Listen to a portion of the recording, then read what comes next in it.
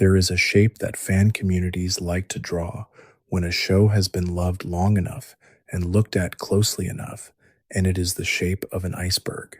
Tonight, we are going down through that shape, layer by layer, from the part of regular show that everybody already knows, down through the parts that only the patient ever reach. Some of what we cover tonight is documented fact, confirmed by the show itself or by the people who made it. Some of it is reading between the lines, the kind of interpretation fans build when a show leaves just enough unsaid. I will tell you plainly, every time, which is which.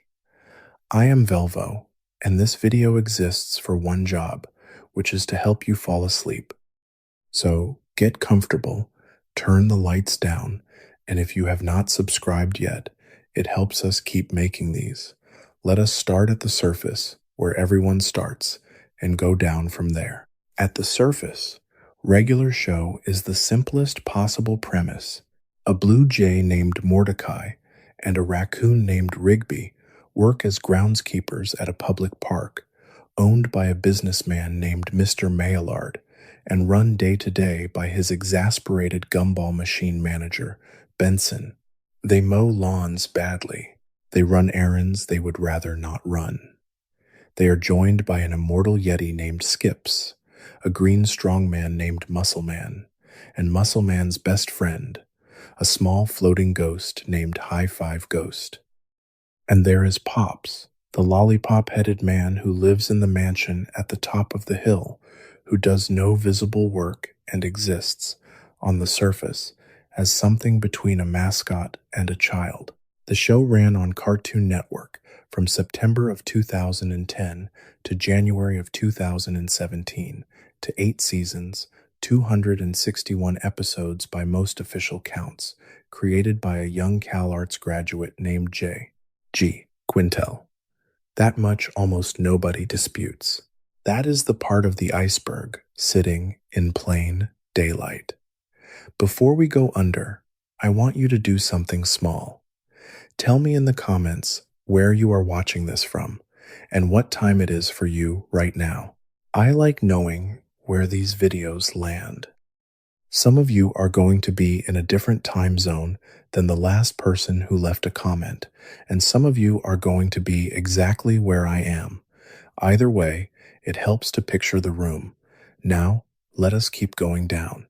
The first layer beneath the surface is the show's own origin, and this part is documented, not speculative, though it surprises people who only ever watch the broadcast version. Regular show did not begin as regular show.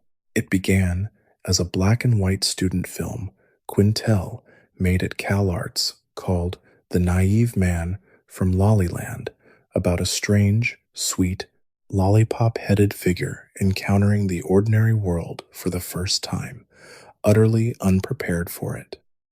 That short would, years later, become one of the show's most important pieces of foreshadowing, because the naive man in it is recognizably an early version of Pops, and the show's finale actually breaks its own fourth wall to have Pops interact with footage from that very short. Quintel also made a second student film, 2 in the AM/PM, about two 20-something guys working an overnight shift at a convenience store who accidentally eat candy laced with something stronger than sugar. One of those guys, drawn as a human in that short, became the rough sketch for Mordecai. His co-worker became an early version of what would eventually be Benson. Both shorts aired as part of a Cartoon Network programming block called Cartoonstitute, designed to test pilot ideas in front of audiences, and regular show was the one that got picked up. I want to pause on that fact for a second, because it matters later. The show's two main characters started life, on screen, having taken something they should not have taken, hallucinating their way through a long, surreal night. There is a fan theory, and I will tell you clearly that this is theory and not canon, that the entire run of regular show is, in some sense, the extended hallucination that began in that black and white short. It is a fun reading. It is not one the show or its creator has ever endorsed, but it is worth knowing where the bones came from because the show that aired kept something of that original chemical strangeness even after it sanded off the literal drug use. The DNA of an overnight hallucination never quite left the show's blood. From there, the iceberg widens into something more emotional, and this is where the show starts to reveal what it was actually building toward the whole time, even in episodes that looked, on the surface, like pure filler. The character who carries the most weight, by the end, is Pops, and the show waited a very long time to tell you why. For most of its run, Pops functions as comic relief. He is gentle to the point of being almost simple. He gets confused by ordinary technology. He lives in a mansion he does not seem to understand the size of. He is doted on, oddly, by Mr. Maillard, the harsh, impatient businessman who treats everyone else at the park like furniture and treats Pops like glass. Then, in the back half of the 8th and final season, in an episode called The Ice Tape, the show finally answers the question it had been quietly asking since the pilot. Pops is not Maillard's biological son. He is, in fact, not from Earth at all. He was born on a planet called Lollyland, and his true name is Megacranus, a being created as the literal embodiment of pure good, fated from birth to stand against an opposite created at the same moment, the embodiment of pure evil. That opposite is his twin, eventually called Antipops, whose real name is revealed to be Malum Cranus. This is documented fact, confirmed plainly on screen and on the show's own wiki, not interpretation. Maillard placed Pops in his care deliberately and raised him as a son in the most ordinary, regular setting he could find, which is to say, a public park, the least cosmic backdrop imaginable, on purpose. The show spends one quiet scene letting Maillard say, in his own gruff way, that he might not be Pops's real father, but that Pops was always his real son. It is one of the most genuinely moving moments in the whole series, and it lands as hard as it does because the show spent 7.5 seasons training you to think of Maillard as a punchline. Once you know that reveal, the earlier seasons start to read differently, and here is where we move from fact into fan interpretation, clearly labeled as such. Fans have spent years asking why Maillard built an entire park, hired an entire staff, and ran the place through every kind of cosmic disaster a workplace cartoon could survive, rather than simply hiding Pops somewhere quiet. The reading that has built up around this, which the show nods toward without ever stating outright, is that the park itself functions as camouflage. A child raised in total isolation might grow up suspicious of his own strangeness. A child raised in the middle of a busy, noisy, oddly resilient little community, surrounded by people who are themselves strange in their own ways.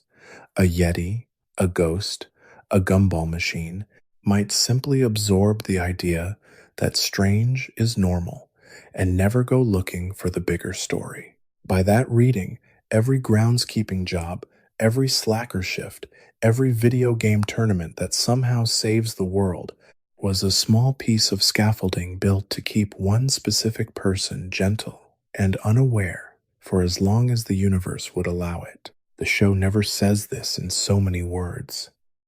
It is a pattern fans have assembled out of how carefully the show treats Pops's ordinariness, and it is worth knowing it as a reading rather than a revealed fact. But once you have heard it, it is genuinely difficult to watch Maillard's earlier scenes, the yelling, the impatience, the indifference to whether Benson lives or dies professionally, without hearing an undertone of a man exhausting himself, keeping a secret he could never afford to lose. Let us go a layer deeper into the actual mechanics of the cosmic war, because this part has more documented detail than people expect, and it changes the emotional shape of everything that follows. The show eventually reveals that Pops and Anti-Pops are not fighting a single final battle for the first time. They are fated to battle every 14 billion years, and every single previous battle has ended in exactly the same way: a stalemate, a mutual blow, and a reset of the entire universe. Lolly Land, their home planet, is the one place that survives each reset, and it keeps a kind of archive, ancient records, and even tapestries depicting the previous incarnations of this fight, with echoes of a park crew fighting alongside Pops each time.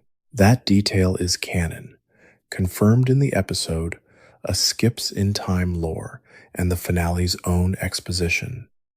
The fan reading that grows out of it, and again, this is interpretation, is that the show's recurring obsession with duplicated structures, the same kinds of slacker friendships, the same kinds of angry middle managers, the same kinds of gentle cosmic figures across what might be countless resets, is the show quietly hinting that Mordecai and Rigby are not the first Mordecai and Rigby. There may have been versions of this exact friendship, this exact workplace, this exact reluctant heroism, recurring across cycles of the universe, long before this particular blue jay and this particular raccoon ever clocked in. The show does not confirm that explicitly for its main cast. It only confirms it for the structure of the war itself. But it is the kind of detail that, once you know it is real, makes the rest of the iceberg feel a little colder and a little deeper than it looked from the surface. Now we arrive at the finale itself, and I want to walk through exactly what happens, because the way fans remember it and the way it actually plays out on screen are not quite the same thing, and the gap between memory and fact is itself one of the most interesting things about how this show ends. In the three-part finale, titled across its segments, A Regular Epic, Final Battle, and The Power, which aired on the 16th of January, 2017, Pops tries first to avoid the fight entirely, even striking a deal with his brother, that whoever lands the first blow gets to decide the fate of the universe. Anti-Pops breaks that agreement the moment it stops favoring him. The full cast, the park crew, an assortment of recurring side characters, the Guardians of Eternal Youth, and Death himself, all converge to fight Anti-Pops' forces. In the climax, Pops chooses not to strike his brother down at all. He pulls Anti-Pops into an embrace, and the two of them fly into a star together. Here is the detail that most casual viewers misremember, and it is worth getting exactly right. The show does not simply let that be a clean death, because the park crew had, earlier in the season, commissioned a set of recordings of their adventures.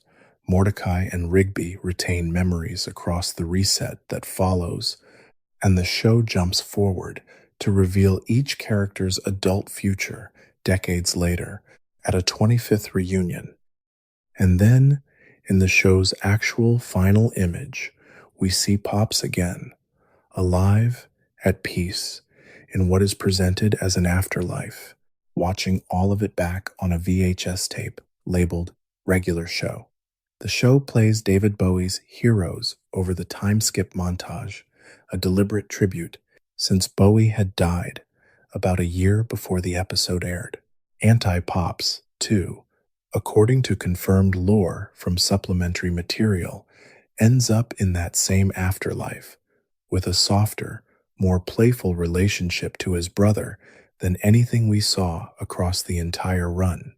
So the popular shorthand that Pops dies and stays dead is not quite what the show gives you.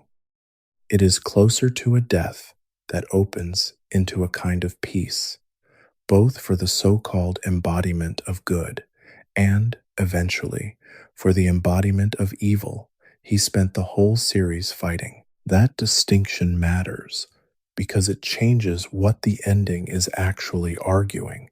It is not simply a tragedy. It is closer to a reconciliation that costs almost everything and still, somehow, leaves a door open on the other side. The futures themselves are worth sitting with individually because the show is unusually generous with them and because fans have spent years quietly arguing about what each one means.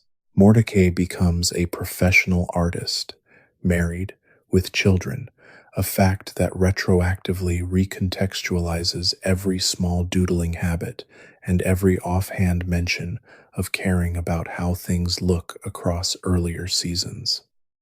Rigby, who spent years as the show's clearest portrait of arrested development, finally finishes the high school diploma he never completed, gets a job outside the park, and marries Eileen, the quiet, patient mole who had been in love with him since long before he was ready to deal with it. The two are shown with children of their own. Muscle Man is shown already a father by the time he reaches space, continuing to have more children afterward. Hi, Five Ghost becomes a DJ.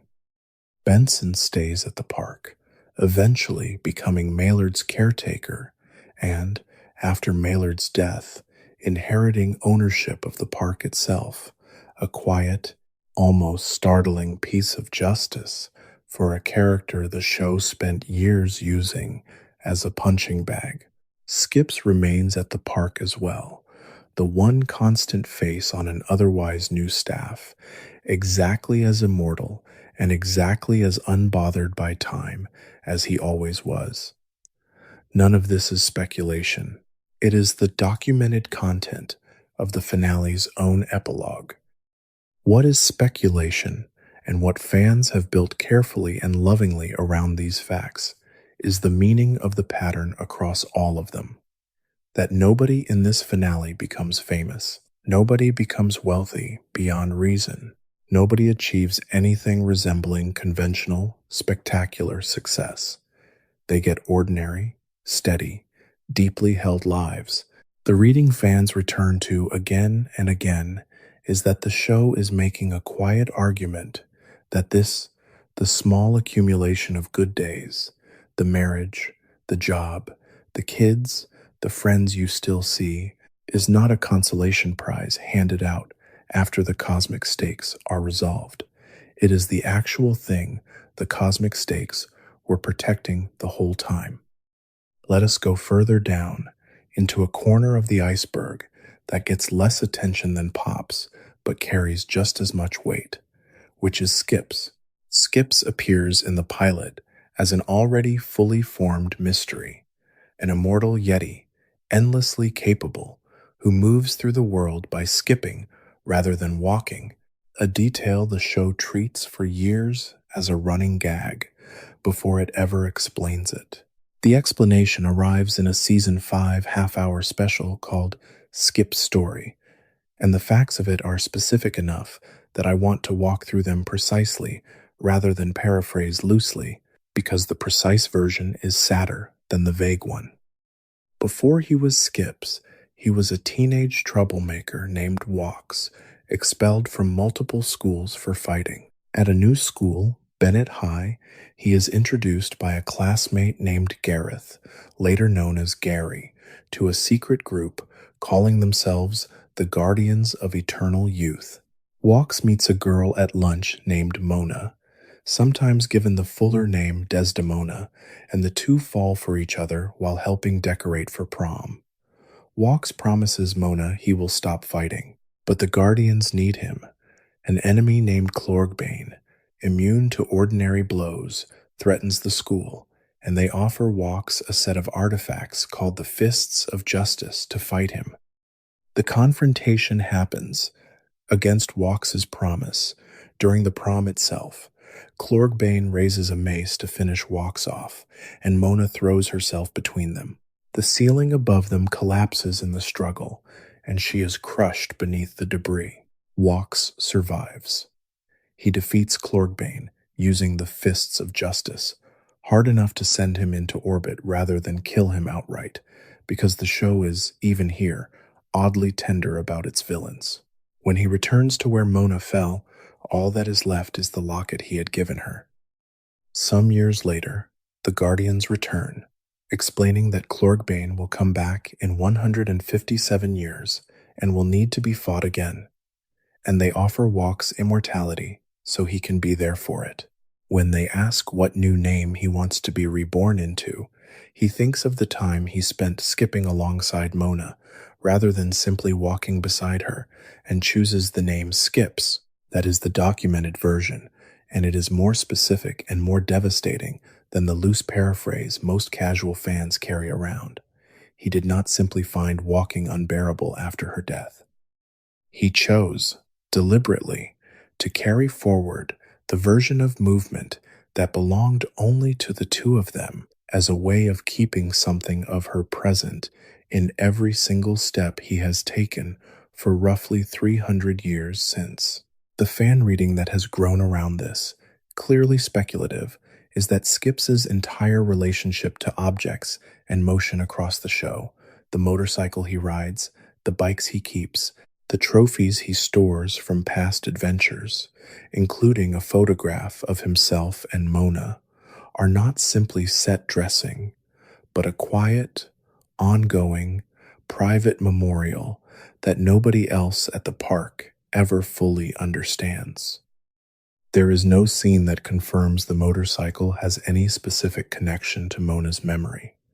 That detail is speculation, offered here clearly as such, but the show's own confirmed habit of letting Skips keep mementos, the locket, the photo, the trophies from the Fists of Justice, supports the broader reading that this is a character who has spent centuries quietly building small shrines to a single, ordinary loss, while never once making that grief the center of any scene that isn't explicitly about his backstory. He simply works. He fixes things. He is patient with two very young, very careless coworkers in a way that, once you know what he is carrying, starts to look less like personality and more like discipline. Skip's association with the Guardians of Eternal Youth deserves its own moment because it widens the show's cosmology further than most viewers register on a first watch. The Guardians are documented, on screen, as an order capable of granting immortality, of teleportation, of telekinesis, of omniscient knowledge when asked directly, and they reappear across the show's run, helping with crises far beyond Clorgbane, including aiding in the final battle against Antipops itself. The fan reading, speculative but well supported by how the show stages them, is that the Guardians represent something larger than a one-off ally for Skips, a standing, ancient institution that has been quietly managing threats to ordinary life for far longer than any human institution has existed, with Skips functioning less like an exception they happen to bless, and more like a working member of a much older order. The show never states that the Guardians are connected to the broader Pops and Anti-Pops cosmology in any explicit causal way. That link is fan extrapolation. But it is a reasonable one, given how naturally the two mythologies sit side by the time the finale arrives, with the Guardians fighting in the very same battle that decides the fate of Pops and his brother. We should sit, for a moment, with the voice cast, because this is one of the more concretely documented layers of the iceberg, and it carries more thematic weight than a simple production fact usually does. Sam Marin, who attended Cal Arts alongside Quintel, voices three of the show's most emotionally important characters, Benson, Pops, and Muscle Man. That is confirmed casting, not theory. Quintel himself voices both Mordecai and High Five Ghost, a detail people frequently get backward, assuming Marin covers four characters when in fact the fourth, High Five Ghost, belongs to the creator's own voice. William Salyers voices Rigby. Mark Hamill, far better known for Luke Skywalker and for his long-running performance as the Joker, voices Skips across virtually the entire run, a piece of casting fans love precisely because of how unrecognizable it is. Hamill has described the performance as something closer to an impersonation of Harvey Fierstein's gravelly warmth than anything resembling either of his more famous roles. The fan reading that has grown around Marin's tripled role, and I will say plainly that this is interpretation rather than anything the production has officially confirmed as intentional thematic design, is that having one human voice carry the boss, the heart, and the performer of the park creates an unspoken thread tying those three characters together, as though Benson's fury, Pops's gentleness, and Muscle Man's bravado are three different ways. One underlying temperament learned to survive its environment. It is a lovely reading. It is also worth remembering that voice casting on a show like this is driven heavily by practical scheduling and by who is in the room and available, not necessarily by a hidden thematic blueprint. Both things can be true at once. The casting may have started as logistics, and the effect on screen, once you notice it, still feels meaningful. Now we go down into the layer concerning why the show actually ended, and here the documented record is richer than most fans realize, because Quintel has spoken about it at length in multiple interviews over the years, rather than leaving it vague.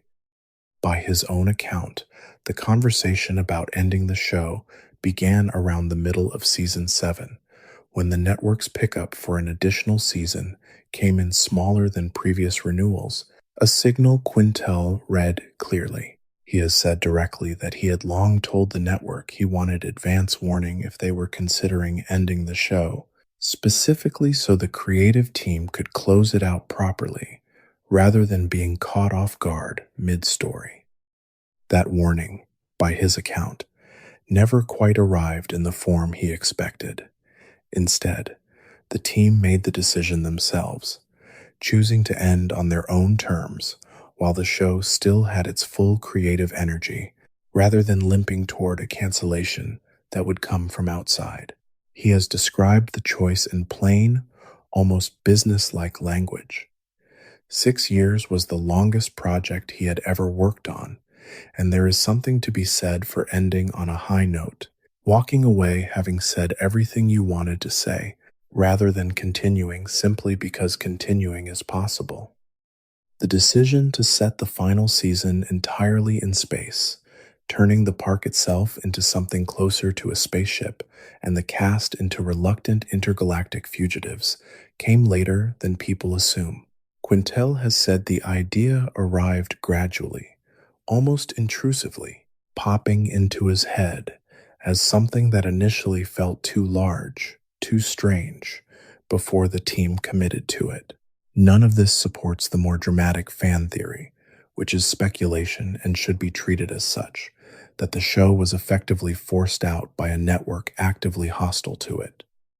The documented record points instead to a creative team that recognized its own fatigue and its own diminishing novelty, and chose, deliberately, to land the plane themselves rather than wait for it to be landed for them. Quintel went on to make an adult animated series called Close Enough, following a married couple in their early 30s raising a young daughter, which ran for 3 seasons before being canceled. He has spoken about hiding subtle visual nods to regular show inside that show's own backgrounds, small Easter eggs for anyone paying close enough attention, rather than building any literal crossover between the two worlds. There is a newer layer to this iceberg that did not exist for most of the show's afterlife, and it deserves to be treated with the same care as everything else, clearly marked by how recent and how unfinished it still is. In mid-2024, Warner Brothers Discovery announced that a new regular show series had been greenlit, with Quintel returning as showrunner. Mark Hamill confirmed he would reprise Skips, William Salyers confirmed his return as Rigby. Janie Haddad Tompkins confirmed her return as Margaret. The new series, titled Regular Show: The Lost Tapes, frames itself explicitly around the show's own finale. Pops, now living peacefully in the afterlife, watches his regular show, memory tape daily, until he accidentally damages it and, while having it repaired, discovers an entire hidden collection of additional memory tapes tucked away in his own section of a vast afterlife warehouse. Memories from his life that he had never revisited. The premiere reveals these are simply new, previously unseen adventures that slot into the timeline of the original run between seasons 1 and 7, rather than continuing the story forward past the finale. This detail matters for anyone protective of the original ending, because it means the new series is built by design not to touch or alter what the 2017 finale established. The first episode of this revival reportedly carries a quiet detail of its own, hinting that Pops continue to be watched in some unexplained way by a presence connected to these memory tapes, suggesting there may be more mythology still to come even in the afterlife setting. That is as far as confirmed information currently extends. Anything beyond it would be speculation about a show that, as of this recording, has barely begun. Let us surface briefly from the cosmic mythology and go down into a different, quieter section of the iceberg, the show's relationship to its own female characters, which fans have mapped with surprising care over the years. Margaret, the Robin working at the coffee shop, anchors Mordecai's emotional arc for the bulk of the early seasons. Smart, ambitious, and gently out of his reach for most of that stretch because of his own hesitation rather than anything she does. The show eventually lets her leave the park's orbit entirely to pursue journalism school, a choice that surprised some viewers, precisely because so many workplace comedies would have kept a character like her tethered to the protagonist for the sake of ongoing romantic tension. CJ, the literal cloud being Mordecai becomes involved with later, brings a volatility the show stages almost meteorologically, her moods occasionally manifesting as actual weather.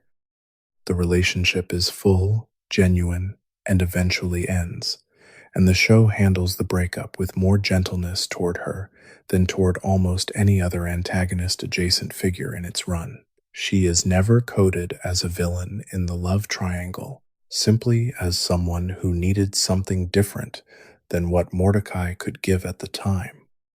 The choice that produced the most lingering fan debate, and this reaction is documented in the volume and persistence of the discussion itself, even if its meaning is interpretation, is the decision in the finale's time skip to reveal Mordecai's eventual wife as Steph, a bat the audience had never met before that moment. Rather than resolving the long-running tension with either Margaret or CJ, fans have spent years arguing about what that choice means.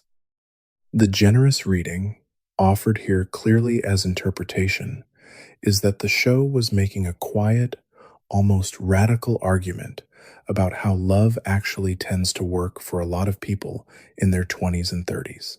That the relationship you spend years agonizing over in your youth is frequently not the one you build an actual life with, and that the person who eventually arrives is often someone steadier and less storied than anyone you could have written into the script yourself. There is also a more cynical reading worth naming honestly, that giving Mordecai a new, unestablished partner sidestepped having to publicly choose a side in years of fandom debate between Margaret and CJ. Both readings can be true simultaneously. The show never explains Steph in any real detail, which is itself either evidence of thinness or evidence of restraint, depending on how charitably you want to read it.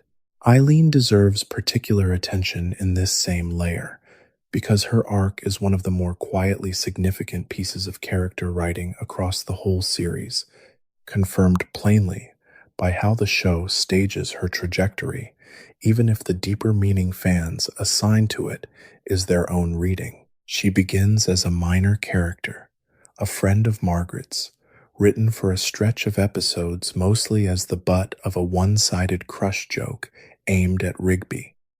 Over time, the show gives her increasing depth, patience, and honesty, and by the finale, she is shown married to Rigby, with the implication of children, having played a central role in the slow, unglamorous process of him finally finishing high school and growing into someone capable of sustaining a real partnership. The fan reading, clearly speculative but consistent with how the show stages her, is that Eileen functions as the most emotionally honest character in the entire cast, someone who tells Rigby exactly how she feels at every stage without performance or delay, and that the show quietly holds her up as the model for the kind of directness most of its other characters spend years failing to manage. The show never announces this thesis out loud. It simply lets her keep being steady, scene after scene, until the steadiness itself becomes the argument. There is a layer of the iceberg concerned purely with labor, and it is worth treating seriously rather than as a side joke, because the documented details of the staff's working life are sparse but specific enough to support a genuinely sober reading. The park staff live in housing the park itself provides. Their pay is rarely discussed in concrete terms on screen, but the show repeatedly treats the threat of being fired or the park itself being sold, demolished, or repurposed as stakes equivalent to a cosmic catastrophe for the characters experiencing them. Mordecai and Rigby, in particular, are shown across multiple episodes to be financially precarious in ways that go beyond comedic exaggeration. They cannot easily afford to move out, cannot easily walk away from a job they constantly complain about, and depend on the park for both income and shelter simultaneously.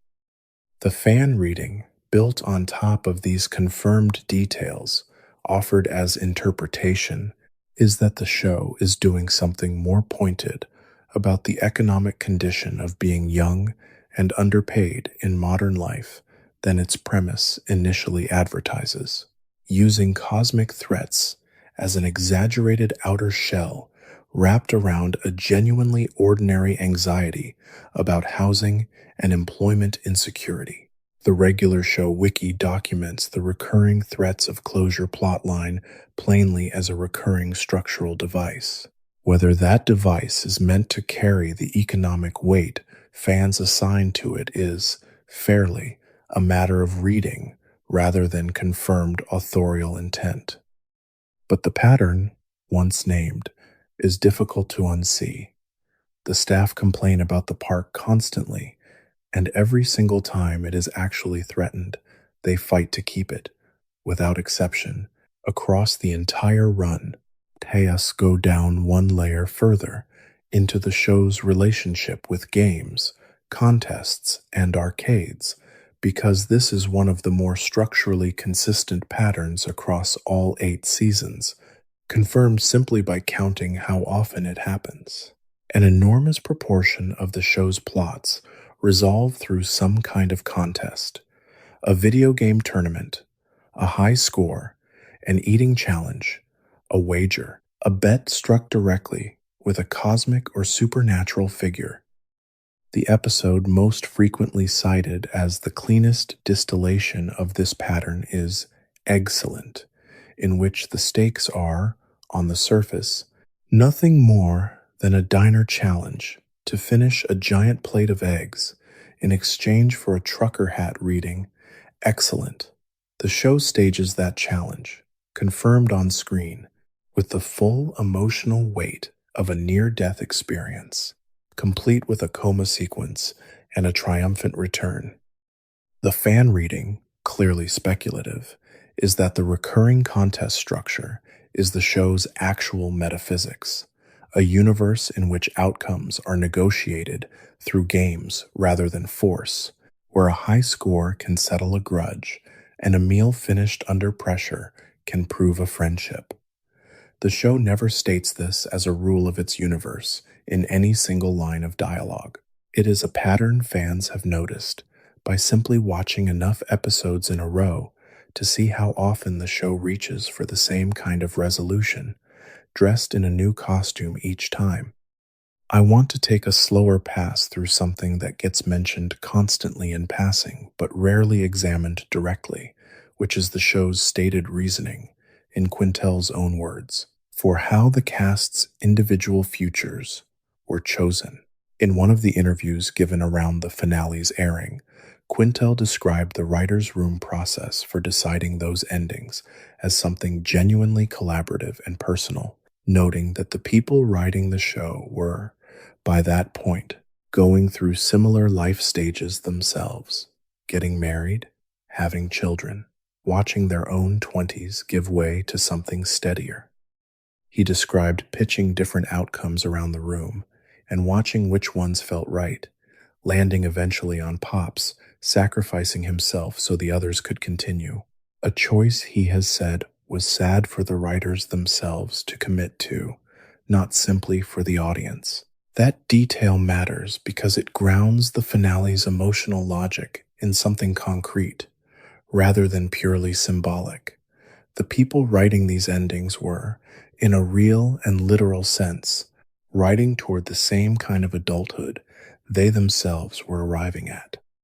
The fan reading that extends from this, speculative but gently supported by Quintel's own comments, is that the finale's refusal to give its characters spectacular outcomes, fame, wealth, conventional triumph, reflects an actual, lived adult perspective from the writer's room, rather than a calculated artistic choice made from a cooler, emotional distance.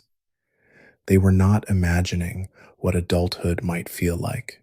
By the time they wrote it, several of them were already living inside it. Let us go down into a smaller, more domestic corner of the iceberg, one that fans built carefully out of pure affection rather than any grand mythological stakes, which is the show's recurring treatment of small, unglamorous spaces. The kitchen Mordecai and Rigby share, the coffee shop where Margaret and Eileen both worked across different seasons, the mall, the snack bar staffed by recurring background characters who rarely get names attached to major plots. None of these locations carry confirmed canonical weight beyond their use as settings. But the fan reading that has grown up around them, clearly speculative, treats them as evidence of a show that built a fuller, more inhabited world than its plots strictly required, populating its margins with people who have their own small continuities running in parallel to the main cast, simply because the writers seem to enjoy giving them moments. It is a generous reading, and it is consistent with how often the show lingers, even briefly, on a background character's reaction shot rather than cutting away the instant the joke lands.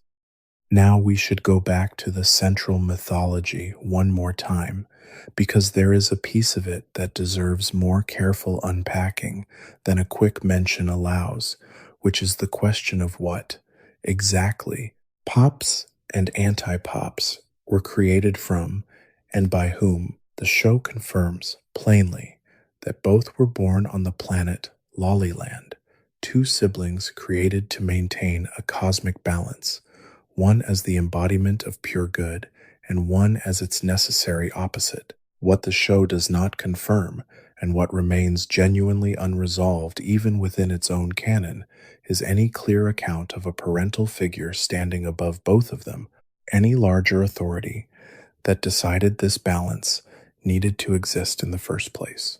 Lollyland's own people, in the finale, frame the brothers' war as something that has simply always recurred, a structural fact of their universe rather than a story with an author behind it. The fan reading, offered here explicitly as speculation, is that the writers gestured toward a larger, untold cosmic origin without ever having the runtime to actually explore it, and that some background design choices in earlier seasons may have been quiet, never fully paid off setup for a deeper mythology that never made it to air. There is no clean way to verify that claim. It remains one of the genuinely open questions at the bottom of this particular iceberg, the kind of thing that gets argued in comment sections precisely because there is no documented answer to settle it either way. I want to spend a little time on the space arc itself, because it is one of the most dramatic tonal shifts in the show's history, and because the documented reasoning behind it is more mundane and more human than the scale of the storytelling might suggest. By Quintel's own account, the idea to send the final season entirely into space arrived gradually, almost as an intrusive thought he initially dismissed as too large for the show. The eventual shape of it, the park lifted off Earth, the cast becoming reluctant fugitives chased across the galaxy by Antipops's forces, was, in his telling, less a long premeditated payoff than a late-stage creative swing the writers committed to once they knew they were heading toward a definite ending and wanted somewhere genuinely new to spend their remaining episodes. The fan reading that the space arc had been planned from the show's earliest seasons, breadcrumbed in deliberately for years before it ever paid off, is a popular and appealing theory, but it sits in some tension with what the creator has actually said about how late the idea arrived in the writer's own process. Both things can be partially true. The underlying cosmology of Pops as a being from elsewhere may have existed in some early form for years, while the specific decision to stage the finale in literal outer space, as opposed to some other large-scale setting, appears to have been a genuinely late addition. It is worth holding that nuance rather than flattening it into either pure premeditation or pure improvisation. Most long creative projects live somewhere between those two extremes, and regular show, by its own creator's account, live there too. Let us drift, for a while, into the texture of the show rather than its plot, because this is a layer of the iceberg that is harder to document with a single confirmed fact, and is instead a matter of accumulated tone, the kind of thing that becomes obvious only after you have sat with enough episodes back to back. Regular show is steeped, constantly, in 1980s pop culture. The music cues, the arcade cabinets, the synth-driven needle drops, the action movie sensibilities its villains often seem to have wandered in from. This saturation is plainly observable and not really in dispute. Episode after episode reaches for that decade's specific cultural texture rather than any other. What fans have built on top of that observable fact, clearly offered here as interpretation, is a reading of the show's nostalgia as something with actual weight inside its fictional universe, not simply an aesthetic choice made by its creators, but within the story itself, a kind of haunting, an old cultural frequency the characters cannot quite stop circling back to, sometimes literally summoned into the plot through an arcade cabinet or a half-remembered song. The clearest vehicle for this reading is the recurring villain Garrett Bobby Ferguson, a former video game record holder who becomes a vengeful ghost after losing his high score, unable to let a decades-old achievement die even after death itself. The fan reading treats his repeated defeats at the hands of Mordecai and Rigby as the show's recurring argument that nostalgia is something to be honored and then released, never something to be lived inside permanently, with Garrett Bobby Ferguson standing as the cautionary version of exactly what the two main characters risk becoming if they never learn to put the high score down. There is a quieter thread running underneath nearly everything in this show, one that fans rarely name directly, but that holds an enormous amount of the show's emotional gravity. And that is its treatment of masculine friendship and the difficulty of saying anything true out loud. Mordecai eventually tells Margaret what he actually feels, late and imperfectly, but he does eventually say it. Rigby eventually sits with the embarrassment of an unfinished diploma long enough to go back and finish it. Muscle Man, whose entire personality for years is built around a performed toughness that does not match how easily he cries or how deeply he loves the people around him, eventually mourns his father's death openly rather than through bravado. None of these moments require speculative reading to notice. They are simply what happens on screen, plainly, across the run. What is interpretation, offered here clearly as such, is the broader claim that the show is, underneath its cosmic premise, structured around a consistent argument that the actual difficult work in any of these characters' lives is internal and emotional rather than external and cosmic, that the villains are simply the visible shell wrapped around a much quieter, much more ordinary kind of courage. These characters are slowly, awkwardly learning to practice. Before we go any further, let us spend some time with Mr. Maillard himself, because his arc, once you assemble all of its confirmed pieces, is one of the quietly saddest in the entire show, and it rewards close attention. He is introduced across the early seasons almost entirely as a punchline, a wealthy, impatient owner who shows up periodically to shout at Benson, who cannot be bothered to remember Benson's name correctly despite years of working together, who treats cosmic catastrophes at his own park as little more than an accounting inconvenience. The reveal in the ice tape recontextualizes every one of those scenes, because we learn that this same impatient man has spent decades quietly protecting the most important secret in the universe, choosing, deliberately, to raise a cosmic being in the most unremarkable setting he could imagine. The documented record of his ending is worth stating plainly, rather than loosely, because fans often misremember it.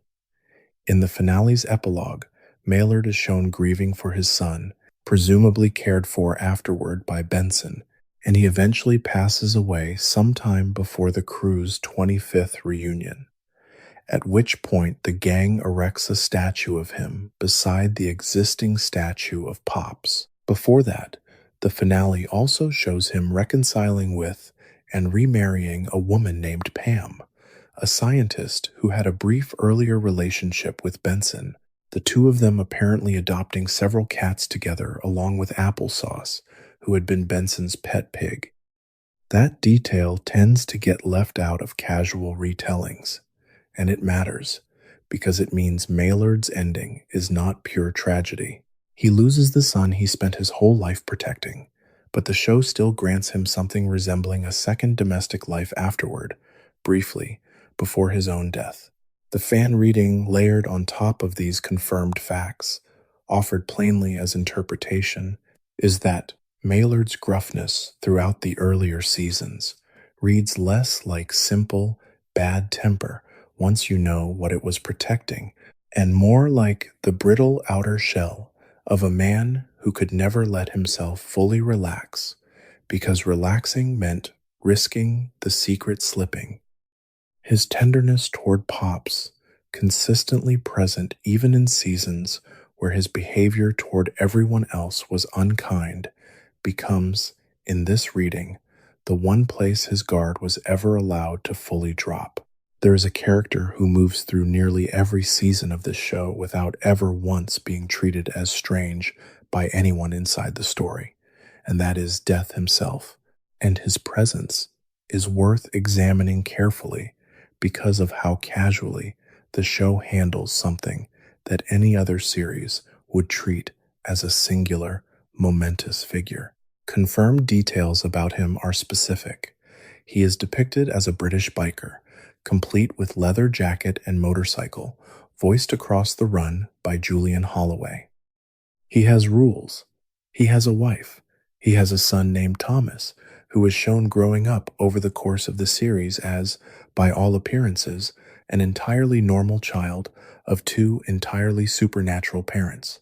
Death is invited to social events, including Muscle Man's wedding and a party thrown for Pops, and he assists in fighting alongside the park crew during the finale's larger battle against the forces aligned with anti-Pops. None of that requires interpretation. It is simply what the show puts on screen. What is speculation, clearly labeled, is the reading fans have built around why Death behaves the way he does toward this particular group of people.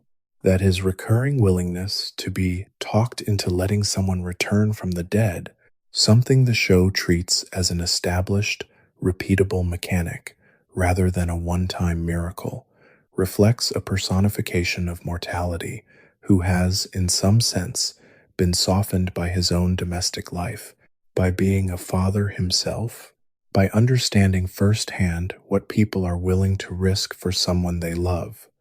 The show never narrates this explanation directly. It is a pattern assembled out of how often he relents and how gently he is staged each time he does. Two recurring artifacts deserve their own attention here, because together they form one of the more carefully tracked threads in the show's mythology, even though the show itself never fully closes the loop on either of them. The first is the power, an old electric keyboard instrument that Mordecai and Rigby discover in the attic of the house early in the series, capable of bending reality in increasingly dramatic ways as the show progresses. The second is the hammer, a giant magical mallet that Skips occasionally produces seemingly from nowhere, almost always deployed only once ordinary problem solving has already failed. Both are confirmed, on-screen, recurring objects with documented appearances across multiple seasons. What the show never fully explains in either case is their ultimate origin, where the power came from before it ended up in that attic, or how long the hammer has actually been in Skips's possession, or whether either object is connected to some larger, unseen catalog of similar relics. The fan reading, offered plainly as speculation, treats these two objects as evidence of an entire artifact-based mythology the writers sketched out in broad strokes, but never had the runtime to fully reveal, suggesting that Mordecai and Rigby, despite functioning as ordinary groundskeepers on paper, are functionally serving as accidental custodians of a small museum of cosmic dangers tucked inside an ordinary suburban attic. It is an appealing reading precisely because the show is so unusually reverent whenever either object appears on screen, treating them with a seriousness that feels disproportionate to their humble appearance. But it remains, plainly, fan extrapolation rather than anything the production has ever confirmed as an intentional, fully designed system. The show's holiday specials deserve a slower pass than they typically get, because the documented content of these episodes is stranger than people remember once they have not rewatched them in a while. The Christmas specials treat Santa as an entity with real, demonstrable, cosmic-level power, capable of intervening directly in the plot, rather than functioning as a purely symbolic background figure. And the Halloween specials, several of which carry the recurring banner title Terror Tales of the Park, consistently raise the stakes of their threats well beyond what the show's ordinary episodes allow, including character deaths played with a level of genuine darkness that the daytime version of the show otherwise avoids.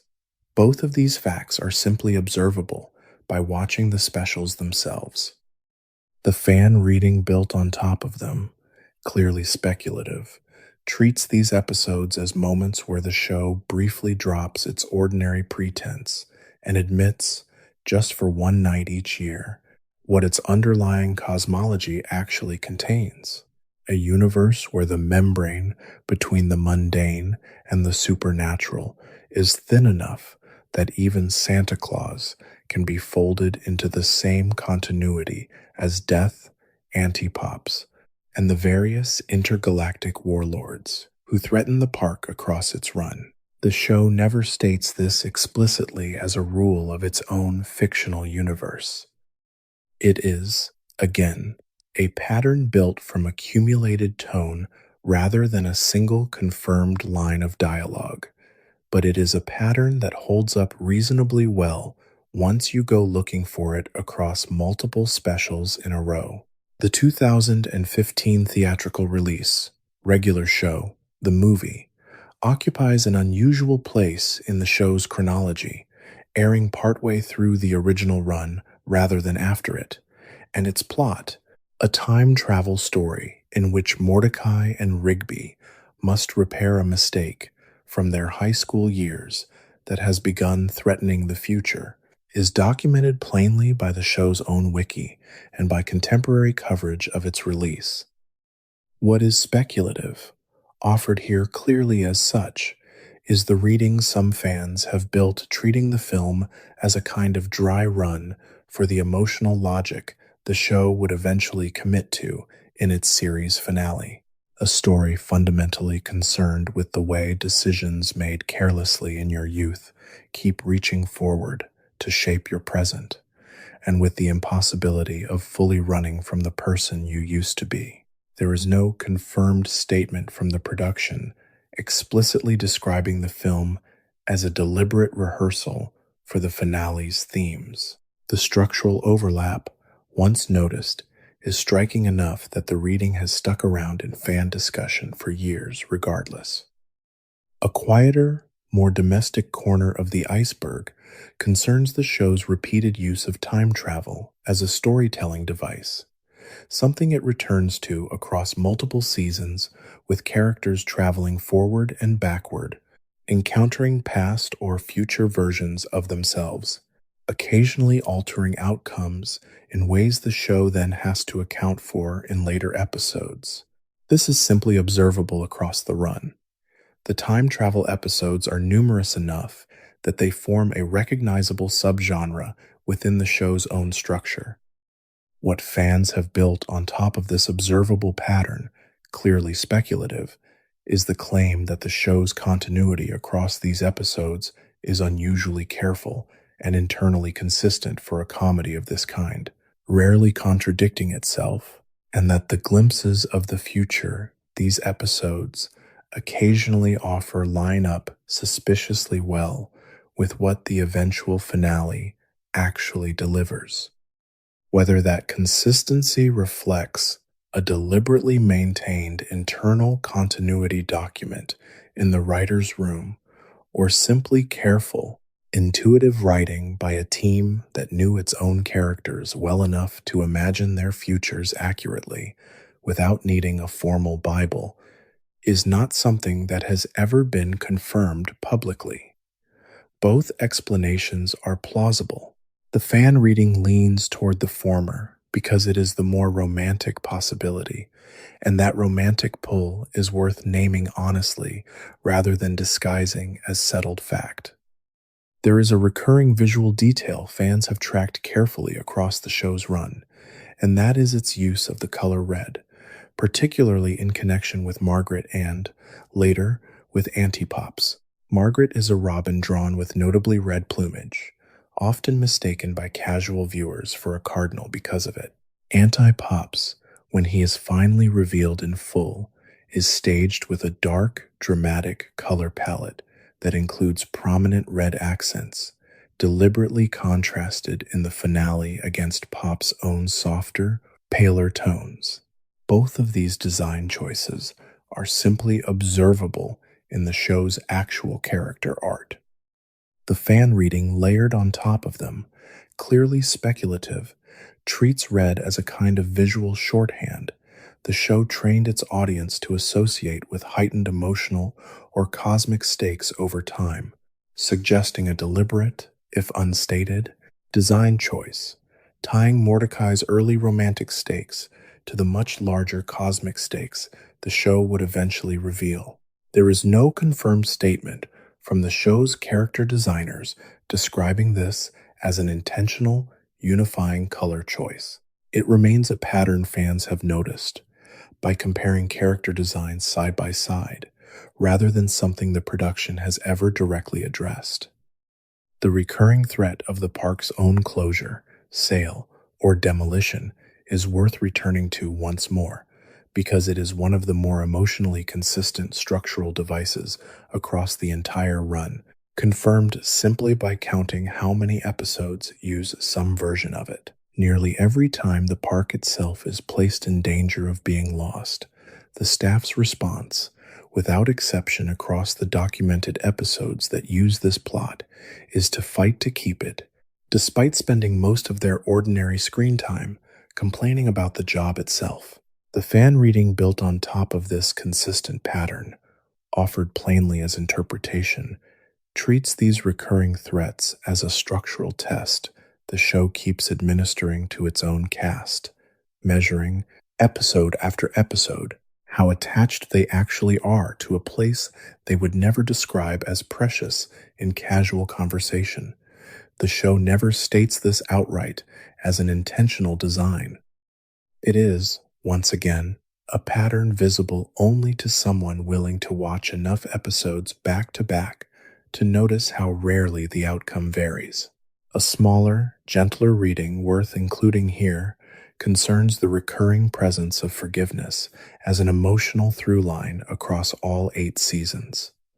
Brothers reconcile, old friends reconcile, even enemies, by the time the show reaches its later seasons, are frequently allowed some version of grudging mutual respect rather than permanent, unresolved hatred. This pattern is plainly observable, simply by tallying how the show resolves its major interpersonal conflicts over time. The clearest and largest example, confirmed directly by the finale itself, is the ending Pops chooses for his war with his brother. Rather than defeating Anti-Pops through combat, he ends the conflict by pulling him into an embrace, and the supplementary lore confirms that Anti-Pops himself ends up in a softened, more peaceful afterlife relationship with Pops afterward, a far cry from the purely destructive figure he spent the entire final season being.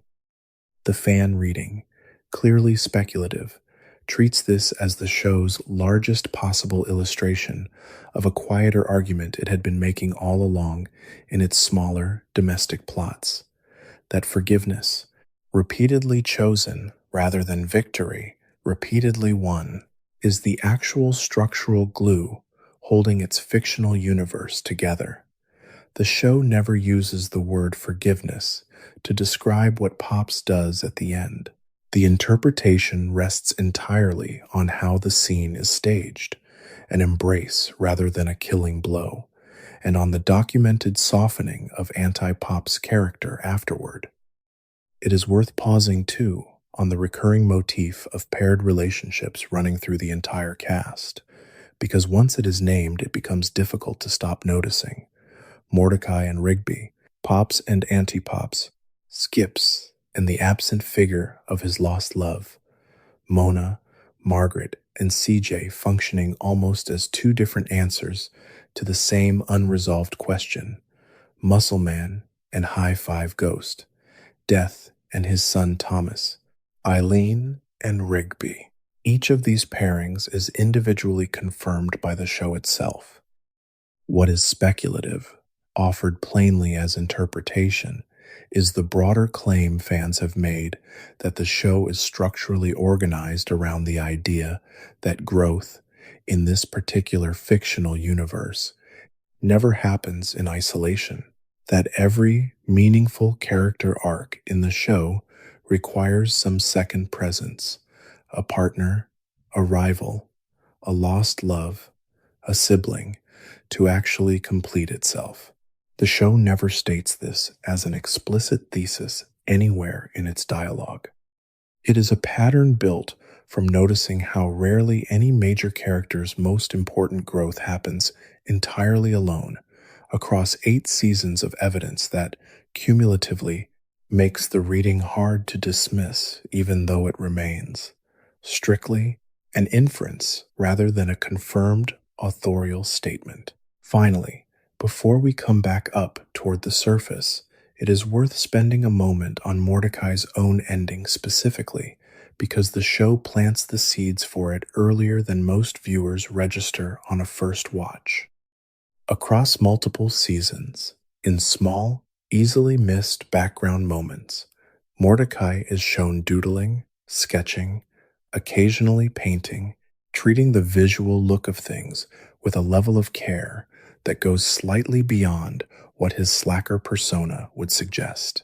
The finales reveal that his adult future involves a career as a working artist, married with children, is confirmed plainly by the epilogue itself.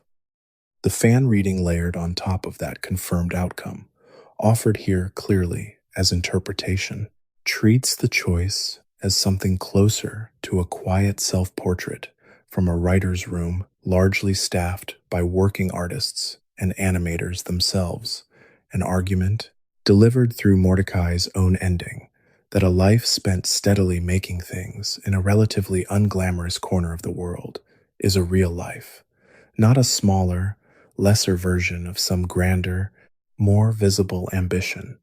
The show never states this intention directly. It is, like so much of what we have covered tonight, a reading built carefully out of pattern and inference rather than direct confirmation.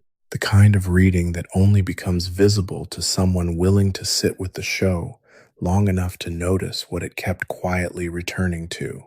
There is a quieter family story tucked inside Rigby's backstory that fans have spent real-time mapping, and the confirmed pieces of it are specific enough to be worth stating plainly. Rigby has a younger brother named Don, shown across the show as taller, more conventionally successful, and more favored by their parents than Rigby himself. A dynamic the show plays largely for comedy, but stages with enough consistency that it clearly has weight behind it. The show also, notably, chooses to show Mordecai's parents directly on screen, and they are depicted as ordinary, kind, supportive Blue Jays, nothing resembling a broken or neglectful home. Both of these are simply confirmed details from the show's own family-focused episodes. What fans have built on top of them, clearly speculative, is a pair of related readings. The first treats Rigby's arrested development as having a traceable emotional source, a lifetime of measuring himself against a brother he felt he could never compete with, leading him to simply opt out of the competition entirely by refusing to grow up on any normal timeline. The second, applied to Mordecai, argues that the show deliberately chose to give him a loving, stable family specifically so that his struggles could not be blamed on circumstance, leaving him with no external villain to point to and no past trauma to use as an excuse, only the daily, ordinary choice to be a little braver than he was the day before. Neither reading is confirmed by any production statement. Both are consistent with how the show stages these family dynamics, gently, without ever turning either brother's situation into a punishment. A smaller, more whimsical thread worth mentioning concerns the show's own voice casting overlaps, something fans on forums have tracked carefully over the years simply by comparing credits. Cartoon Network, across this era, drew from a relatively small, recurring pool of voice talent and several actors who appear in minor or one-off roles on regular show turn up again, sometimes years later, voicing other characters on the same show or on its sister programs. This overlap is documented simply by checking the credits themselves.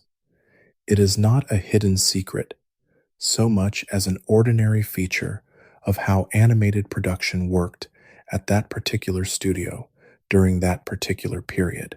The fan reading that treats specific instances of this overlap as deliberate, meaningful continuity rather than ordinary scheduling and casting convenience, should be held loosely. Some of it may genuinely reflect deliberate, small in-jokes among a crew of friends who had worked together for years. Some of it is simply what happens when a studio keeps hiring the same dependable group of performers across multiple shows. The recurring villain Doomageddon, one of several cosmic dog-like threats the show introduces in its later, more plot-heavy seasons, has built up a small but durable corner of fan theory worth mentioning here.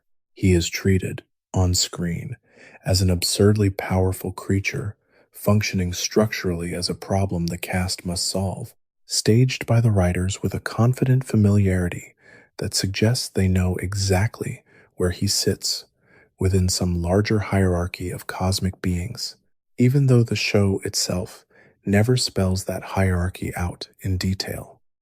The fan reading, offered plainly as speculation, is that the writers had developed a much larger internal map of intergalactic continuity than they ever had time to put fully on screen, rationing it out episode by episode rather than dumping it all at once. This is an appealing theory precisely because it is unfalsifiable in either direction. There is no confirmed writer's room document available to settle whether it is true, and the confident staging that inspired the theory could just as easily reflect skilled improvisation as a fully mapped underlying Bible. The recurring presence of background characters around the park, the snack bar workers, the various hot dog vendors and townspeople who drift in and out of individual episodes without ever becoming part of the main cast, has produced its own small, affectionate corner of fan theory.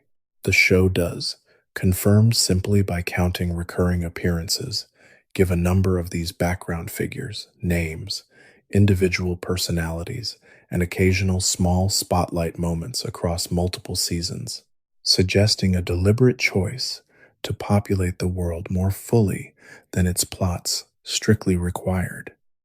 What fans have built on top of this observable choice, offered plainly as speculation, is the idea that this background community of recurring extras represents an entire parallel social world the main cast almost never directly engages with, a town that exists around the park whether or not Mordecai and Rigby happen to be paying attention to it that week. It is a gentle reading rather than a dramatic one, and it does not require any hidden cosmic stakes to feel true. It simply asks the audience to dramatize how much care the writers put into characters who never needed to be memorable at all. A more unsettling reading, worth naming honestly as one of the more speculative theories in the entire fandom rather than anything approaching confirmed lore, treats the show's recurring structural patterns, the way certain conflicts keep recurring in slightly different shapes, the way certain lessons seem to need relearning more than once, as evidence that the cast might be living inside something closer to a constructed testing environment rather than an ordinary universe. This reading leans on the show's own documented fondness for looping structures and recursive plots, including the literal universal reset built into the Pops and anti-Pops mythology, but it extends those confirmed facts into a much larger claim that the show itself has never endorsed in any official capacity. It is included here only because it persists stubbornly in fan forums and deserves to be named honestly as speculation, rather than because there is meaningful evidence supporting it beyond pattern matching and atmosphere. There is a smaller, more grounded reading concerning the show's relationship to its own kitchen set, the one shared by Mordecai and Rigby inside the house on the park grounds, full of mismatched leftovers, accumulated junk from old pranks, and a toaster that does not always behave the way a toaster should. The show returns to this kitchen constantly across its run, simply as a setting, without ever treating it as anything more dramatic than the place where two roommates eat and argue. The fan reading, offered plainly as interpretation rather than fact, treats this recurring, unglamorous setting as the show's most honest portrait of the two characters' actual domestic intimacy, the place where their friendship gets tested and quietly proven in small, undramatic ways that never require a cosmic threat to matter. It is one of the gentler readings in this entire iceberg, and it does not need much defending because it mostly just asks you to notice how much of the show's emotional life happens over food rather than during its larger set pieces. Finally, before we surface, there is a reading that ties together almost everything else we have covered tonight, and it concerns the show's own relationship to sleep and rest, which feels appropriate to mention on a channel built specifically around helping people fall asleep to long, slow explanations like this one. The show includes a number of dream-focused episodes across its run, confirmed simply by their existence, in which characters cross into other states of consciousness and occasionally encounter things that seem to follow them back into waking life. The fan reading built on top of this, offered plainly as speculation, treats sleep itself as part of the same loosely connected cosmology as everything else in the show, another threshold. The characters cross more easily than most people do, another place where the ordinary and the strange sit closer together than they should. Whether or not that reading holds up under close scrutiny, there is something fitting about ending here on a show that has, for over a decade now, served as exactly this kind of background presence for an enormous number of people trying to quiet their own minds down at the end of a long day. It is worth slowing down on the show's treatment of its female characters one more time, because the pattern here is consistent enough across the run to deserve more than a passing mention. Margaret is written as grounded, ambitious, and steady. Eileen is written as patient and relentlessly honest. CJ is written as volatile and intensely present, in a way the show ties literally to weather. Starla, Muscleman's on and off partner across multiple seasons, is written as loud, loyal, and unafraid to call out his performance of toughness when it gets in the way of actual intimacy. Each of these characterizations is simply confirmed by how the show writes these women across dozens of episodes. The fan reading, layered carefully on top of these confirmed traits, offered plainly as interpretation, treats each of the major women in the cast as functioning, narratively, less like conventional love interests and more like specific structural questions posed to the men around them. Margaret asks Mordecai, repeatedly, whether he is capable of simple honesty. Eileen asks Rigby whether he is capable of growing up at all. CJ asks Mordecai whether he can be present in a relationship without needing to control its shape. Starla asks Muscleman whether he can set down the performed bravado long enough to be loved as he actually is. The show never states any of this as an explicit design principle in its dialogue. It is again a pattern assembled from watching how consistently each of these relationships circles back to the same underlying question, episode after episode, season after season, regardless of which specific conflict happens to be driving that week's plot. Closely related to that reading is a broader claim some fans have made about the show's treatment of masculinity itself, and it is worth stating both the confirmed material and the interpretive layer separately, because they are easy to blur together. What is confirmed, simply by watching the show, is that its main cast is overwhelmingly male, that its central friendships are male friendships, and that several of its most significant emotional turning points involve a male character finally saying something true out loud after a long period of avoidance. Mordecai eventually telling Margaret how he feels, Rigby eventually admitting his own mistakes rather than deflecting them, Muscle Man eventually mourning his father openly rather than retreating into bravado, High Five Ghost eventually committing fully to a long-term relationship, Pops eventually accepting the full weight of what he actually is, rather than continuing to hide inside his own gentle confusion. All of that is observable, scene by scene, across the run. What is interpretation, offered plainly as such, is the broader claim that the show is, underneath its cosmic premise, sustaining a quiet, consistent argument about the particular cost of teaching young men to perform toughness instead of naming their feelings directly, and that its villains function narratively as an external shell wrapped around what is actually, in each case, an internal and far less dramatic kind of courage. The show never announces this thesis in so many words. It is a reading built from noticing how much weight these specific emotional beats are given relative to the show's surrounding comedy, treated with a seriousness that never tips into mockery, even when the immediate context around them is goofy.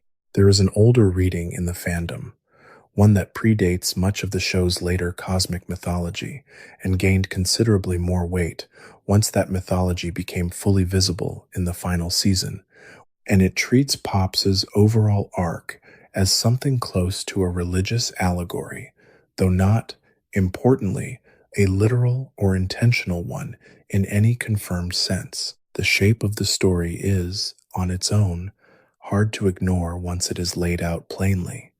A figure born into a confrontation he did not choose, raised in deliberate gentleness by a substitute parent who hid his true nature for his own protection, kept soft and unaware by a community that, mostly without realizing it, loved him into safety, who eventually offers himself up in a final act that resolves a cosmic conflict and, in doing so, secures a future for everyone around him.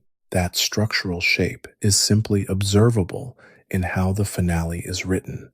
Nobody needs to argue for its existence, only for what it might mean. The fan reading, offered clearly as interpretation rather than anything resembling a confirmed authorial statement, is not that the writers were deliberately constructing a specific religious allegory, but that they were, consciously or not, drawing on a story shape old and familiar enough that audiences recognize its emotional weight instinctively without needing it explained. Whether that resonance was a deliberate choice or simply the natural shape any sacrifice story tends to take once it commits fully to its own logic, is something no interview has ever directly addressed. It remains, honestly, unresolved, and probably always will. Let us also return, briefly, to the show's visual language itself, because this is a layer of the iceberg built almost entirely out of accumulated impression rather than any single confirmed production statement, and it deserves to be named as such. The show's backgrounds are painted with a soft, slightly hand-drawn quality, contrasted against simple, geometric character designs, a stylistic choice that gives many scenes, particularly the quieter ones, an unusually warm, almost memory-like texture. This visual approach is simply observable. Anyone who has watched even a handful of episodes back to back will notice the consistency of it. The fan reading layered on top of that observable style, offered plainly as interpretation, suggests that the show's visual softness is partly responsible for why the parka's liminal space theory has such staying power among fans. The setting genuinely looks, to many viewers, like something half remembered rather than something being witnessed directly, lending a quiet support to the broader reading that the park itself sits slightly outside ordinary time. There is no confirmed statement from the show's background designers, framing this as a deliberate thematic choice tied specifically to that theory. It remains, simply, an effect that a particular visual style produces, which fans have folded into a much larger reading of the show's underlying nature.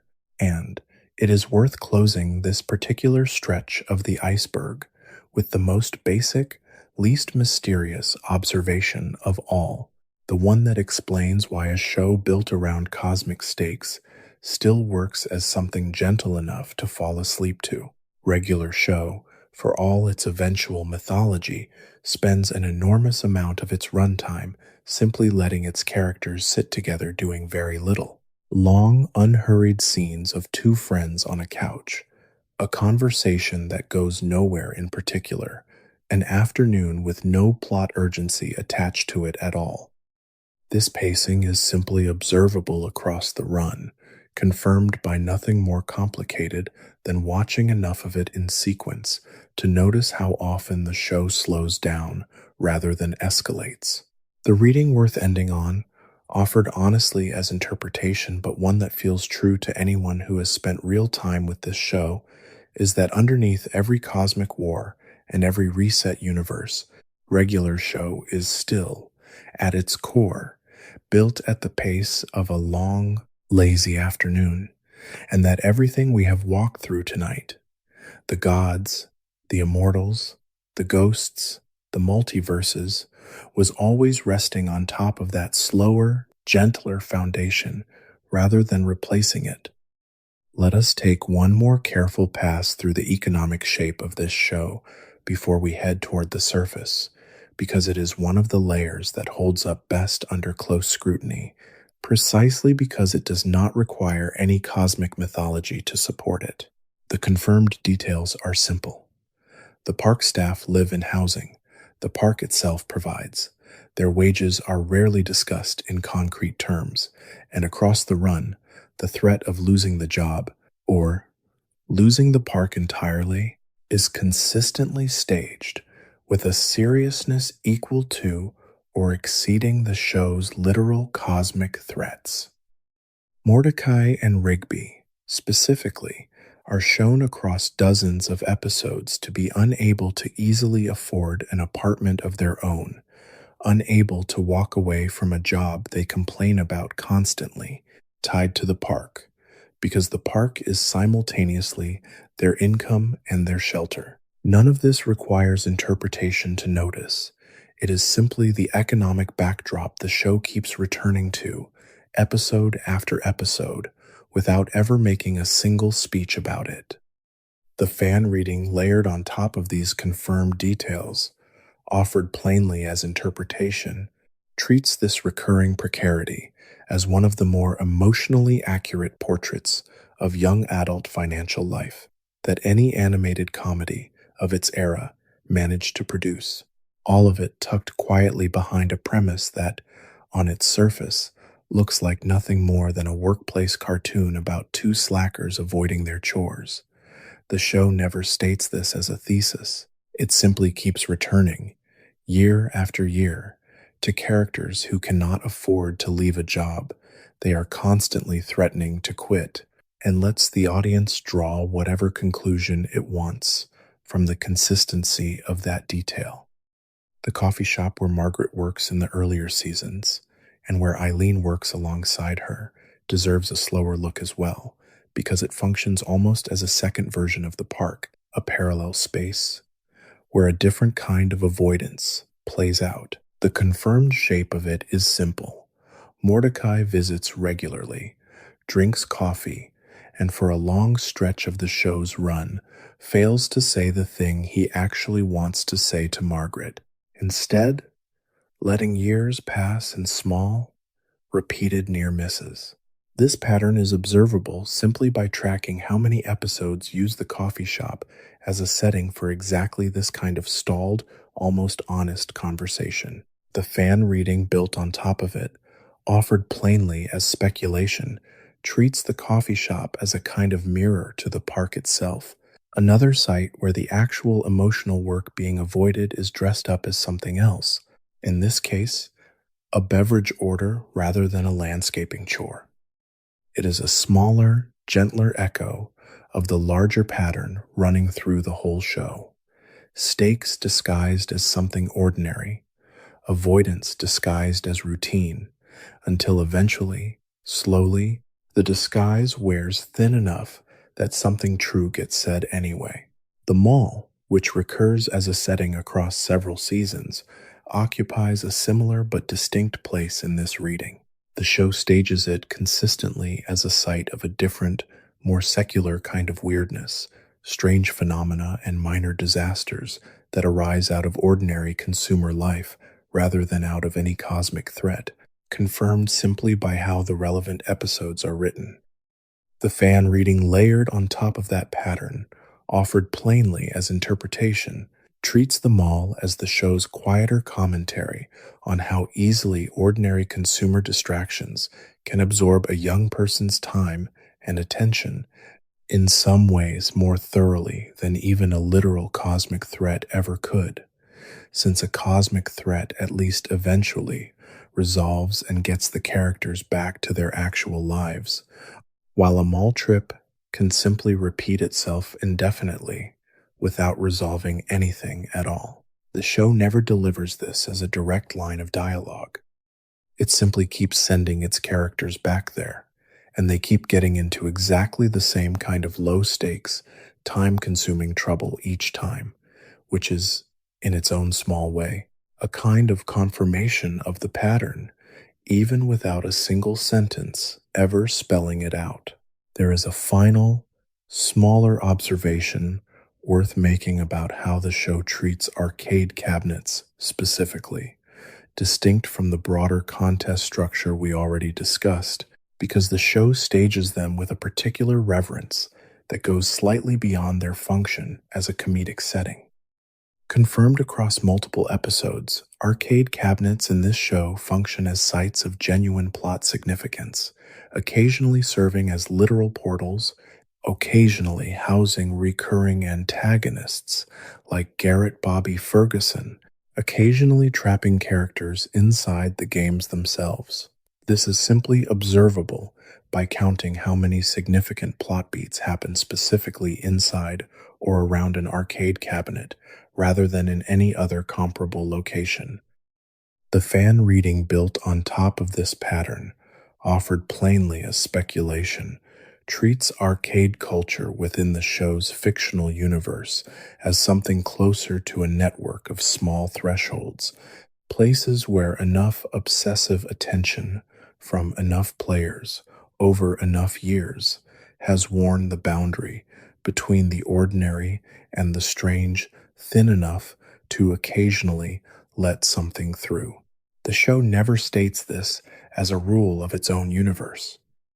It is, like so much else we have covered tonight, a pattern built from noticing how often the writers reach for the same kind of setting whenever they need the world to bend a little, and from trusting that the choice was not entirely accidental, even without a confirmed line of dialogue to settle it either way.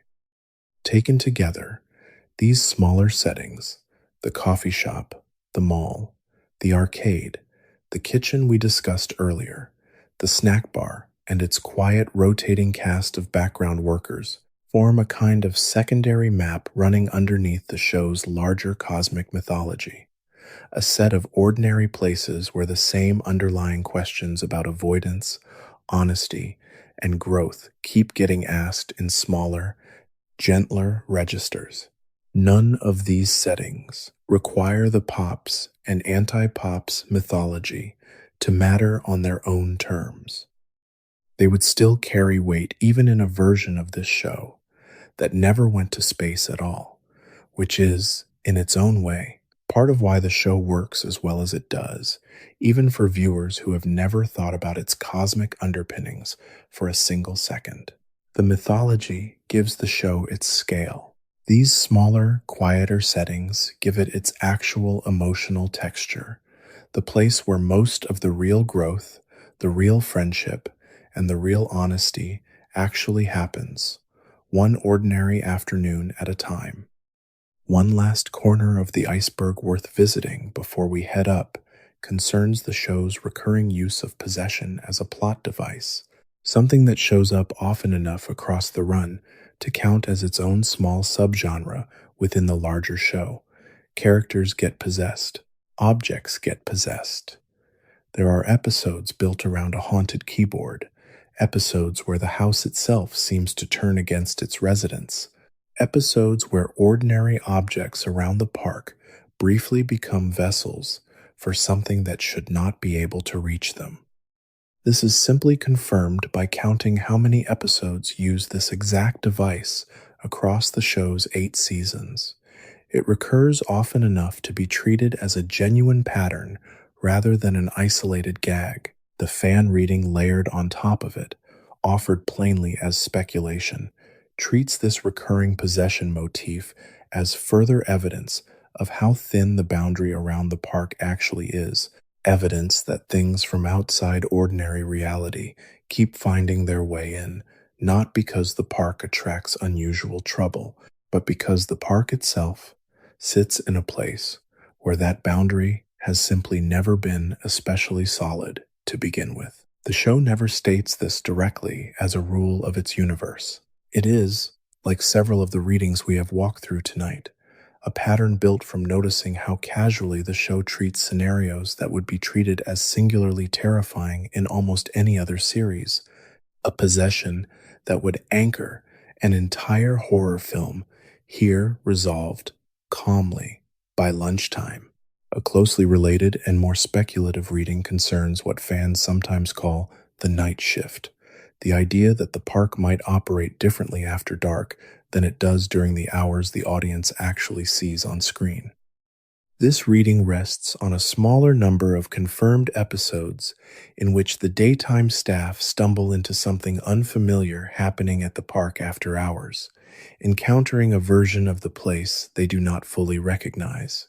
Built on top of that limited but real foundation, the fan theory extends considerably further than the show itself ever confirms, suggesting an entire parallel nocturnal staff managing whatever the daytime crew is never quite allowed to fully understand.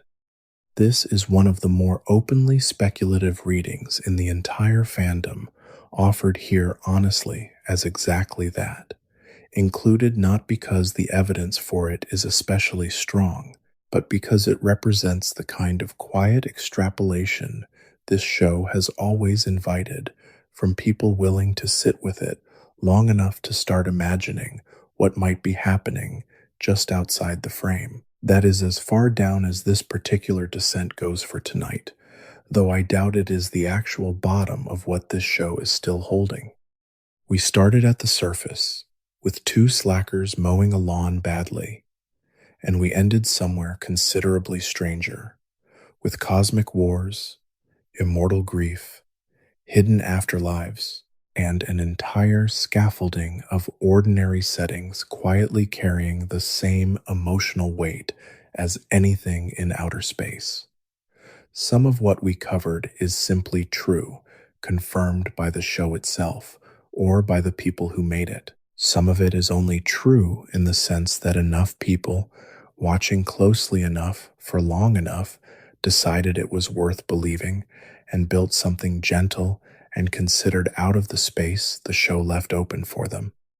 Both kinds of truth belong on this channel, and both kinds, I think, belong to a show that always seemed to know exactly how much it was choosing not to say out loud, season after season, leaving just enough room at the edges of every frame for someone, eventually, to wonder what else might be standing there. We are getting close to the bottom of this particular iceberg now, and the last stretch is less about plot and more about what all of this actually adds up to for the people who have spent years with this show.